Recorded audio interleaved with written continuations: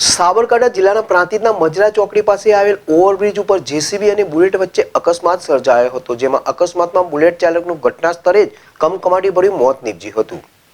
Ahmedabad Himmatnagar national highway 48 પ્રાંતિજના મજરા ચોકડી ખાતે પ્રાંતિજના જૂના બાકરપુર ખાતે રહેતા યુવાન અને પોતે ફોટોગ્રાફરનું કામ કરતો હોય, લગ્નની સિઝન હોય અને પોતે દેગામ ખાતે ઓર્ડરમાં પોતાનું બુલેટ લઈને ગયો હતો અને ઓર્ડર પતાવીને ઘરે પરત આવતો હતો। તે દરમિયાન પ્રાંતિજના મજરા ખાતે ઓવરબ્રિજ ઉપર એક જેસીબી ચાલક રોડ વચ્ચોવચ્ચ કામ કરતો હોય અને કોન્ટ્રાક્ટર દ્વારા ચાલુ કામ દરમિયાન કોઈ બેરક ના મૂકેલ હોય એકદમ બાઇક ચાલક અમિતસિંહ ભીખુસિંહ પરમાર ઉંમર વર્ષ 35 જેઓ જેસીબી સાથે ધડાકાભેર અથડાતા માથાના ભાગે તથા શરીરે જીવલેણ ઇજાઓ પહોંચતા તેનું ઘટના સ્થળે જ કમકમાટી ભર્યું મોત નીપજ્યું।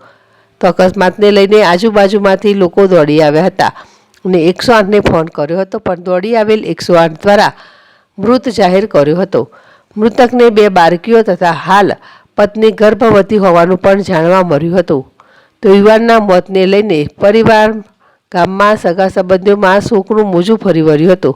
તો અકસ્માતની જાણ પ્રાંતિજ પોલીસને થતાં પ્રાંતિજ પોલીસ પણ ઘટના સ્થળે દોડી ગઈ હતી અને મૃતકને પ્રાંતિજ સિવિલ ખાતે પીએમ અર્થે મોકલી આપવામાં આવ્યો હતો।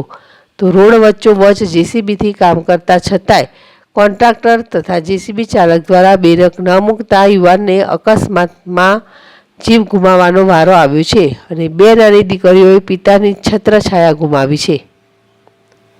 જીલ રાવલ, ZSTV, પ્રાંતિજ।